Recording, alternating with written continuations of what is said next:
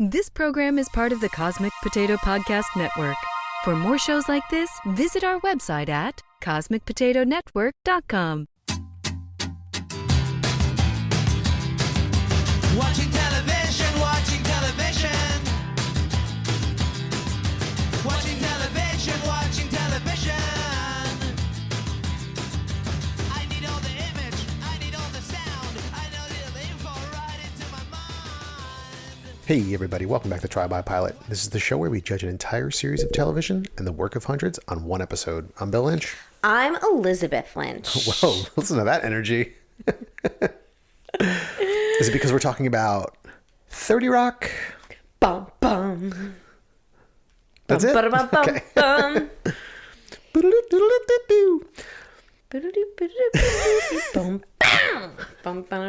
Judah Friedlander points. So I always picture Billy dancing to that theme music now Yeah. because we started rewatching this show 6 months ago. It was a while. It took us a while to get through it. Yeah.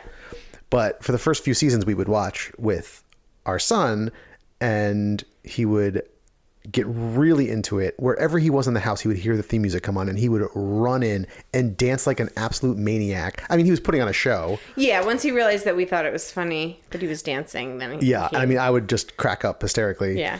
And at that moment where Judah Friedlander like points during the opening, Billy would point at the TV. It was so great.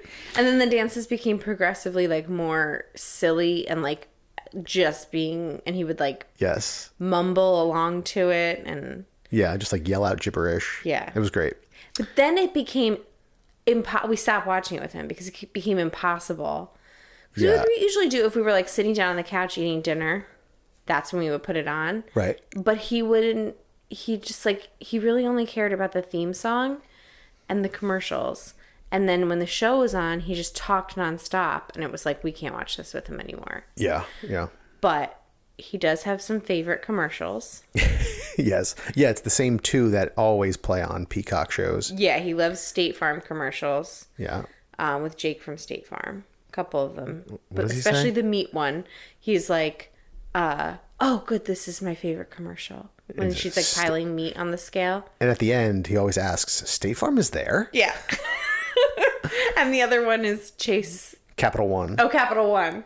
And they ask, what's in your wallet? But for whatever reason, Billy heard watch the first time. And so now he goes, what's in your watch? Yeah.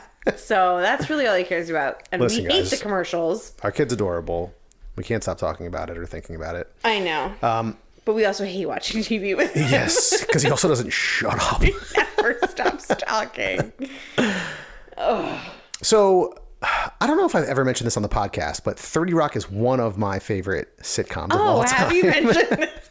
I love how serious you get. Like, so interesting fact about me, guys. It's probably up there in my top 10. It's definitely my top 10. Up there with Seinfeld. I never say top 10. It's higher than that. I usually say it's like my second favorite sitcom after Seinfeld. Anyway, I do a really good impression of Bill, right? yeah. Anyway, I was just quickly making that joke so I could ask you, where do you think this falls after a full rewatch of 30 Rock? Where does it fall in your sitcom lineup?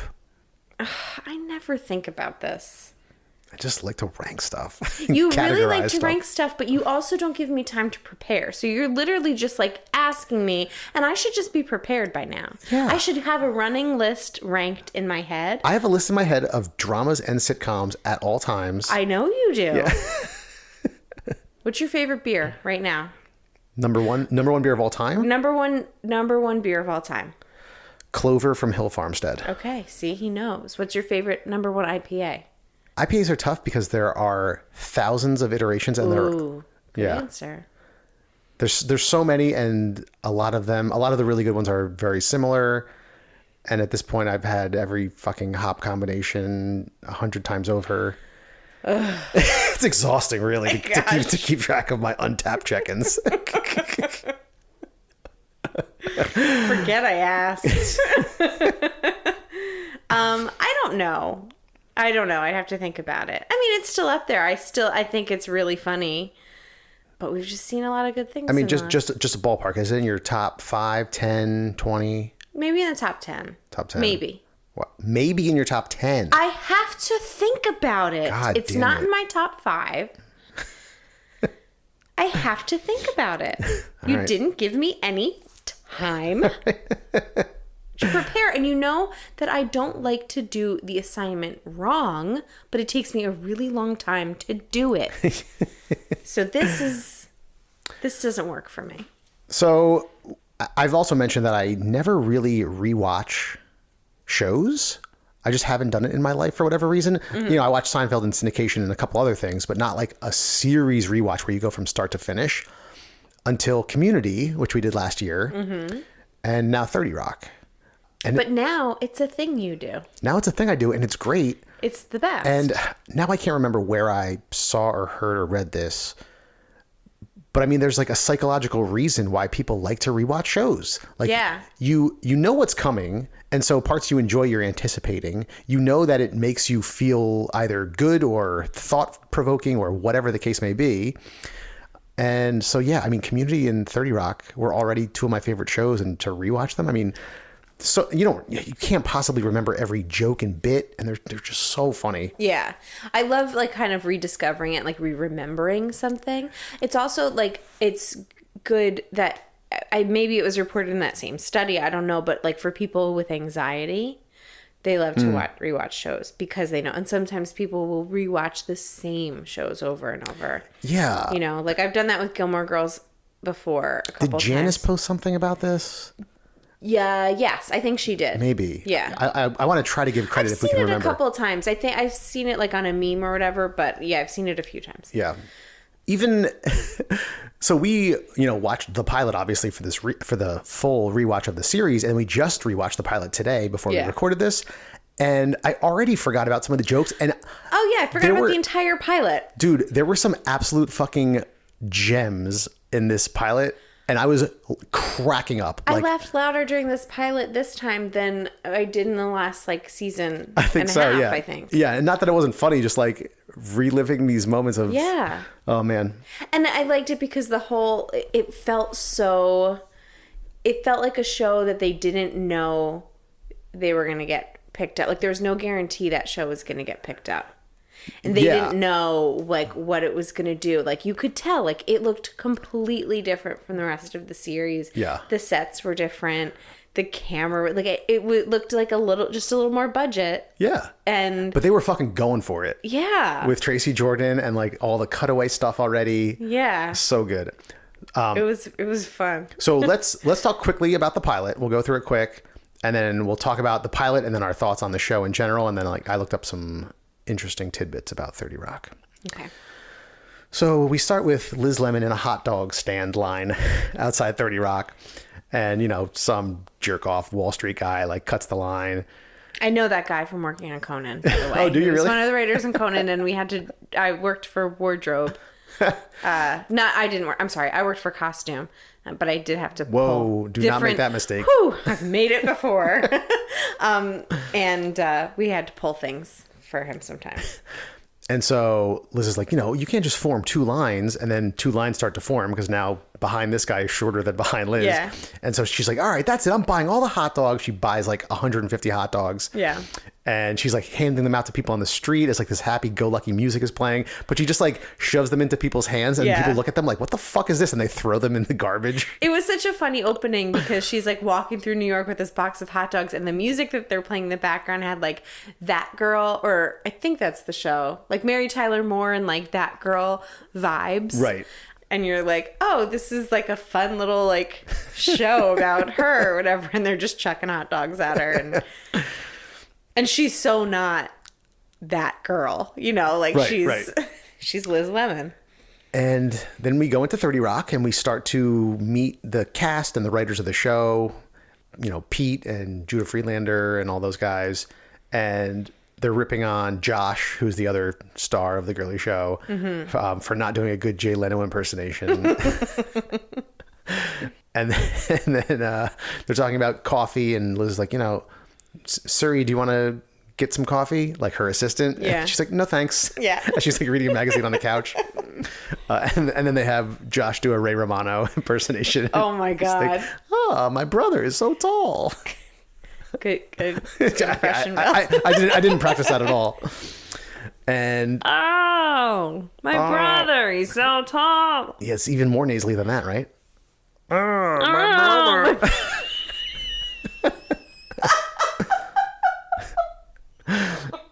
Oh, Deborah.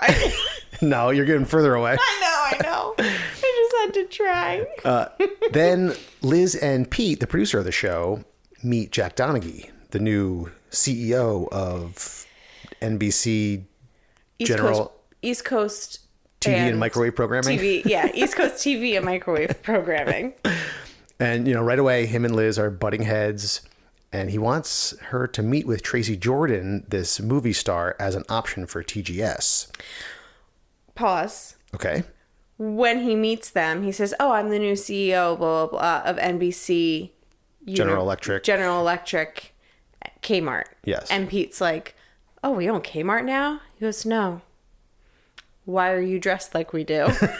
It's like, man, like Jack Donaghy was probably like the most solid in his character than anybody else on the show, I think, in this first episode. Yeah. Do you think that? Yeah, I think so. Yeah. I mean, yeah, the core was there for almost everybody. I was surprised. Like, yeah. Some pilots, it completely changes. I think the core was there for everybody, but obviously a lot of evolution. Yeah. But yeah, Jack was pretty much Jack. Jack and Liz's dynamic was like, and probably Liz and Pete's dynamic, like, was pretty much it, like, from the beginning. Yeah. I think that, like, the writers, like, each character was there, but the way they interacted definitely changed and progressed. And Jenna, I think, had, like, a little bit of an evolution throughout. And that may have been, like, a little more organic, like, as the show got bigger. Yeah. But, yeah, like, I think in the first scene, Liz is, like, goofing around with the writers and hugs Toofer. Yeah. And, like, that does not really become their dynamic. Right. She's more of, like, the boss mom authority figure. Yeah, and I feel like Jenna and Liz seemed so much more like friends and equals in this first episode. Yeah. Than, like, where, like, Jenna was, like, a little bit, like, out there because she's an actress, but, like, where she just becomes so completely, like, out of touch. Yeah. And so Liz goes to meet with Tracy Jordan, and they sit down at this fancy restaurant, and he's got his entourage with him, like five or six and guys. he's like, "I'll have an apple juice." And the waiter goes, "We don't have that." "I'll have a vodka tonic." But then when the waiter offers the special, which is pumpkin ravioli, Tracy refuses to eat at that place. Did he just say pumpkin to me? And so him and his entourage leave, and he insists that Liz come with them, and they go to a chicken and waffle diner kind of joint. Yeah. And they're eating and drinking beer, and Tracy's Looks talking like about... Two-Hearted Ale. It did look like that. Yeah. And Tracy's talking about how, they both need to fight back against the white man that's holding them down because, hey, they're just letting blacks and women struggle as they inject AIDS into our chicken nuggets. And he goes, "That's a metaphor." And he, like, hits himself on the head. Just such a great moment. I just thought it was funny. He's like, "They say I'm crazy, or they say I'm on crack." That's offensive. I'm not on crack. I have a mental illness. Then they go to a strip club. There's more drinking. Meanwhile, it's chaos at TGS as Jack is trying to get everyone ready for the live show without Liz being there. And Pete's been fired. Jen is freaking out. Jack is making them do this cat sketch that was previously cut, and Jen is worried about it. And eventually Liz and Tracy arrive at the show, inebriated, as this cat sketch starts. And the cat that Jack picked out from this, like, cat handler, played by Rachel Dratch, right? Yeah. I love when Rachel Dratch shows up on this show. She's some of the best guest spots. He picks this cat, and Rachel Dratch's character is like, "Oh, that one's not even trained. It's just like a stray I picked up." Yeah. And so Jenna's holding this cat during the sketch, and the cat, like, scratches her face and, like, bites her neck. Jenna throws it across the room, and Liz convinces Tracy, like, "You need to go up on the stage and just, like, talk for 2 minutes. Just, like, kill the next 2 minutes so we can get through this." And so he goes out there and he's playing to the crowd and he's saying lines from his movies and people are eating it up. Yeah. He's just being ridiculous. And so Liz agrees as she's talking with Jack, like, she'll work with him, but she wants Pete back. Jenna's job has to be safe, and she wants a cappuccino machine for the writer's room. He's like, fine. Like, he was going to agree to it the whole time. And so it ends with the cast on stage being applauded as Tracy embraces Jenna and says, "I can't wait to do this every week." And she's like, "Oh shit, I'm not the star anymore." Yeah. Which totally becomes good. a recurring theme throughout the Right. series. So what did you think of the pilot? We kind of talked our way through it. I mean, I really liked it. It was so I especially liked going back to watch it. You know, some shows like are just, you know, the pilots are hard to get through. This was so different than the tone of the rest of 30 Rock, but it was so like there's something very like fresh and raw about it. Yeah. That I really enjoyed going back to watch it, especially after you see the polished, like, what was it, 7th season. We just watched the last episode, like, you know, Yeah. a couple nights ago, and Yeah, it was it fantastic. was so good. Tracy Jordan, I think this was like the best. You know, he becomes just so ridiculous and absurd, like just over the top. They're just trying, and so does Jenna. They're just really trying to like outdo themselves each week. The most ridiculous that, you know, it becomes a caricature even more so. Sure. But this was just Yeah, I mean, like this is like, you know, like his like talent of being Yeah. really funny and silly. I really love Jenna and her character, Yeah. and I like the fact that she gets crazier and crazier Yeah. as the series goes on. I think Tracy in this pilot was like so fucking funny and just Yeah. perfect. Yeah, I mean, he got a little bit. I don't even want to say too ridiculous because it's like just like that's the show. But yeah, I mean, he was great in this. Well, the fact that he could sit down and have like that conversation where he could like connect with Liz Lemon and relate to her, and they could actually have a conversation even though she's heard he's crazy, you know? Right. And like later on in the series, it becomes so difficult for anyone to talk to him at all. Like, and I think that that's because the show gets bigger, he gets bigger. Yeah. You know, both he and Jenna are constantly competing to get the most attention. They're both children. He wins an EGOT. Yeah. Oh my God. So it's just, you know, it kind of gets like blown up, but all that to say, I really enjoyed seeing his character right here in that moment. Yeah.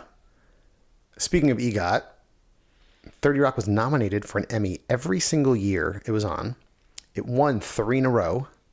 And in 2009, it was nominated for 22 different primetime Emmy categories, the most ever for a sitcom. Wow. Which I don't know if that still stands true, but at least it was at the time. I also didn't realize that 30 Rock was really influential in the way it used cutaways.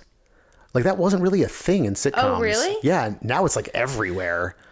Oh, I didn't realize that. Yeah, and I mean, even in this pilot episode, I mean, there were constant cutaways of like Yeah. news clips of Tracy going crazy on the highway and all kinds of stuff. Yeah. So they went into the show, writing the show with that in mind. Yeah. And it became like a thing, you know? I mean, that's like one of the defining characteristics of 30 Rock, if you think about like yeah. the structure of the show. I mean, I think of that now when I think of, like, if I see a show that does it like this has like a very certain feel, and it just makes me think Tina Fey. It's like this, Kimmy Schmidt, Great News. Yeah, totally. Even if other shows are doing cutaways, there's something like, I don't know, very brand specific here. Quick aside, Great News is on Netflix. Yeah. That's gonna be our next rewatch. Well, it's only 2 seasons and then it got canceled. That's okay. I mean, it's fine. We can rewatch it. Same with Sports Night. Yeah, that was a bummer. Great News was funny. I know. People don't like shows about the news. Sports Night gets canceled after 2 seasons. Great News gets canceled after 2 seasons. People are like, I get all my news from Facebook. So back to 30 Rock. I took Jenna in our sitcom character draft. Mm-hmm. And your sister, Maggie, took Liz Lemon. You didn't choose anyone, but who would your first pick be from this cast? Ooh, good question. Lutz. Blimpies. I love that Lutz is such an enigma. Like, no one knew like what his deal was, and he keeps mentioning that he's 50, and it's like He's like 52. you could be 25. Like, what an interesting question. Okay, I mean, funniest character. Who's your My funniest your character? pick? I mean, honestly, I really like Jack Donaghy. He's great. I think he's got great lines every single time. I would hate him as a person. Of course. I think he's one of the greatest sitcom characters. I love that. I love him against Liz Lemon. I also really like .com. .com's great. .com is I mean, just what an incredible ensemble cast. Like, there's so many good characters. But yeah, .com's great. As I said before, anytime Rachel Dratch shows up, I really liked Salma Hayek as Jack's love interest. When they show up at Liz's house and she's like, Liz, don't you have a blanket you should be farting into? Or you should be filling with your farts? Leo Spaceman. Oh my gosh. Yeah, Dr. Spaceman. So fucking funny. Every time. It never got old. It never got old. No, it didn't. Even though you knew what he was going to say, because you knew whatever he was saying, if he said anything serious, you're like, he's not talking about that, you know? Speaking of Lutz and Blimpies, the finale was so good too. Yeah. The finale was a really great episode, and apparently it's on a bunch of lists of like the best TV finales. Yeah, it was really good. How often do you get a satisfying finale of a show that isn't like being canceled or has, run its course? Right. I mean, it was so satisfying too because it had that like a lot of shows do have some sort of like final wrap up thing going on within that universe. Sure. This was like, just kind of meta because it was like the last episode of the show that they're doing. Right. But just like everything about that, and I felt like that is like kind of like emotional. It was emotional without them trying so hard to make you emotional about it. It just was because you could see like, all right, this is our last lunch we're gonna do, and you kind of get that feeling like, oh, they were a family here. They, got the network pays for their lunch and they got to pick. I don't know. I really loved watching, spoiler alert, but I really loved watching the introduction of Kenneth in this pilot episode after seeing him become the president of the network. Yeah. He's just a page, and one of the first things he says is, I just love TV. And then he becomes probably what might be the worst president of the network, of any network ever. Wants nothing, he just wants his wholesome idea of television. But it was a nice full circle moment. Yeah. The only thing that bothered me about the finale is when Jack Donaghy decides he's going to go off and sail. And the whole time I'm like, you have a kid. You have like a 2-year-old daughter that is there, like, as most TV children are, like, only when it's convenient. Right. But like why are you setting sail to like discover yourself? Like, come on. But then he turns the boat around. He turns right back around because he thinks of the clear dishwasher. Yeah. Speaking of kids on this show, Liz's whole arc throughout like the 7 seasons of, thinking she wants to be a mom and have a family. And then they finally adopt 2 children and then they don't show up again for the rest of the show. Yeah. Usually I think we see them like one other time. Yeah. Because conveniently when she's like off of work, like, they finally adopt their kids and then they send them off to school, right? Because they're like school-age children. And then she's like home by herself. I'm like, oh, that must kind of be weird to like adopt kids and then send them to school. And you like don't get to like hang out with your kids at all. Yeah, yeah. So one other thing I wanted to mention, which we spoke about during the Community episode and then during our Golden Girls episode, is some of the problematic jokes. Mm-hmm. I really find this issue fascinating. Are you tired of like hearing me talk about this yet? No, well, I mean, we can't assume that every listener is listening to every episode, so it's okay to bring it up. And I mean, there's... Am I personally tired of the conversation? Probably. No, I'm just kidding. Go ahead. There are racist jokes and fatphobic jokes and gay jokes. Mm-hmm. And I mean, just about every joke you can think of under the sun. Yeah. I mean, like every kind of potentially offensive joke, I should say. Any marginalized group is marginalized. Like, yeah. And so it's very frustrating to me because I find it hard to ride the line of like not wanting any group to be offended. And I think that's the way the way that these conversations should evolve. Right. But also finding some of the jokes funny. I mean, like it's pure ridiculous satire. Yeah. Is it okay that I still laugh at whatever joke about that Tracy Jordan makes or that Jenna makes, you know? Yeah. And so I think it's fascinating and frustrating at the same time. And I don't Well, yeah, know because the it's answer. uncomfortable because you really have to face like yourself too. Like, oh, should I be, why do I find this funny? Should I be laughing at this?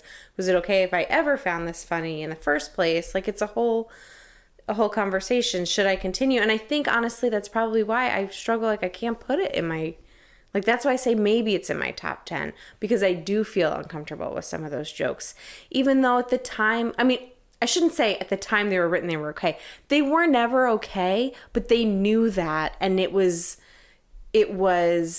done on purpose. Like they knew they were like pushing the envelope there. And it was like so much of those characters. And so that's what was funny about it. Right.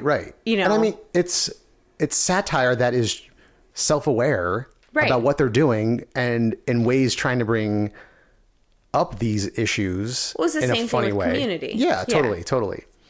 So like, does that change things? Does that change the dynamic? I don't know. Yeah, I don't know either. All right, now I'm tired of talking about it too. Do you promise? No. I'm just kidding.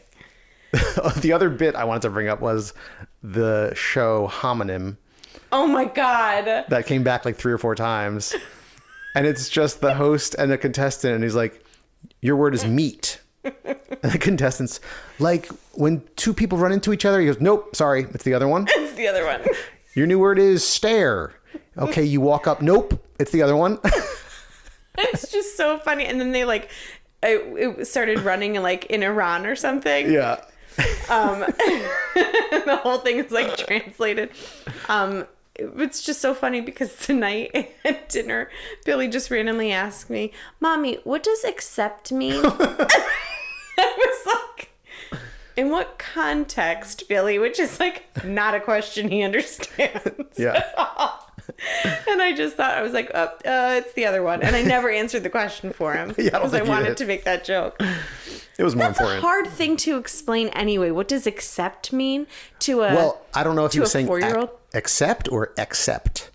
I know. That's what I'm saying. Either word is difficult to explain. I think either word is like a difficult concept. Yeah. Unless you use it in a sentence. Stare is an easy thing to explain to a 4-year-old. I did uncover an interesting tidbit. Oh. I don't know if you know this.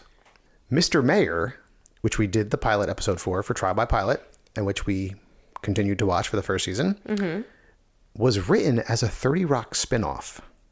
It was? Yes. In what way? So Tina Fey and her co-writer, Carlisle, Okay. wrote it as a 30 Rock spinoff where Alec Baldwin would play the mayor of New York City after his business career. Okay. Alec Baldwin was in negotiations for this for a year before finally they fell apart. And so when they hired Ted Danson instead, Ted Danson really didn't want to leave LA, which is where his family is. So they just made New York LA. Oh, okay. Yeah. Very different show. And they dropped the 30 Rock connection, obviously. Yeah. Yeah. Oh, man. That would have been cool. I know. I was going to say, after your Alec Baldwin pick, I know. are you a little bummed to hear that? I mean, I say I like Jack Donaghy as a character. I can't necessarily say like I love Alec Baldwin. He's a little problematic but This conversation also again? funny. What? I'm just saying he's not like a perfect like, you know, I don't know. Whatever. I'm kidding because we just wrapped up me talking about problematic jokes. Oh, okay. So it's not, but I would love to see like that character reprised. Yeah. He could have some interesting, obviously he would have been a Republican mayor. So he'd have some interesting foils Yeah. of his staff. Oh, well. Who was your favorite Liz Lemon romantic interest? And who's your favorite Jack Donaghy romantic interest? Good questions. Liz Lemon, I might have to go with John Hamm's character. I think he was the funniest, just being this like completely dipshit guy who is beautiful and gets away with literally anything and is handed everything on a silver platter. And he's like a doctor, right? Yeah, he's a doctor who's like totally fucking stupid. Doesn't have any idea what he's doing. There's no way he would have passed medical school. Yeah, I think he's probably my favorite. I mean, you know, Dennis Duffy had his ridiculous moments. I don't know if I loved Matt Damon's character. There were funny lines, but it didn't quite work as well. I didn't buy it as much. Yeah. So I'm gonna go with John Hamm. What about you? And you can't pick John Hamm. Fine. Who was the guy that didn't there someone end up being her cousin? Yes, I don't remember now though. He like worked there, or am I just like Worked where? at 30 Rock? Oh, no, that wasn't her cousin. No, Who was that? that was the other guy Who from played SNL. that? Floyd was the guy that she worked with. Floyd. Yeah, That's right. Jason Sudeikis' He's not my character. favorite. I don't know. There was also Wesley Snipes. Oh yeah, man. She had honestly though. Liz had a lot of really bad boyfriends. Yeah. Like there wasn't anyone I really wanted. I mean, James Marsden. I think in the end, I really did like them together. Yeah. So I could pick him. That's who he. You know, John Hamm. I thought was funny. It's funny. I was talking to my friends the other night, and somehow John Hamm came up, and my one friend Emily was like, "Ugh, I hate John Hamm," and I was like, "What?" Jackie and I were both like on team John Hamm. She's like, I blame Tina Fey for everyone thinking that he's funny. And he's just not. But what about Jack Donaghy? I don't know. I mean, Salma Hayek was great. Yeah. Certainly not. What's her face? Avery Jessup. Yeah. Yeah. Played by Elizabeth Banks. Yeah. Who's your favorite? And you can't say Salma Hayek. I don't know. I kind of like Julianne Moore, even though her Boston accent was just so ridiculous. But there's something so like pure about that. I mean, she just really liked him, and he just seemed actually in love with her. Yeah. And he actually was seemed in love with Salma Hayek. There's a great scene in the finale with both of them where he says something like the threesome was so good they both lost their accents. Oh yeah, that's right. And then they're both delivering lines just like in their normal. I mean, I didn't like Avery Jessup. I think that character could have maybe been interesting, but I don't really like Elizabeth Banks as an actress. Yeah. You know, like she's just not my favorite performer. So maybe played by someone else, it could have been interesting, but also they were just way too much alike. So there wasn't anything that funny about it. Right. Yeah, I don't have strong feelings about Elizabeth Banks. I just know she didn't work in that role. Yeah. I just do you remember Phoebe, the one who had avian bone syndrome? Yes. That was really funny. Oh my god, That was early on, right? Yeah. I liked Celeste Cunningham was a good one. That one was the one played by Edie Falco. She was like the Democratic like congresswoman From Vermont. Yeah. That was a good mix up. See, like you just need someone a little different. Like Right. everyone was just like a little bit different, and Avery just like wasn't. So Yeah.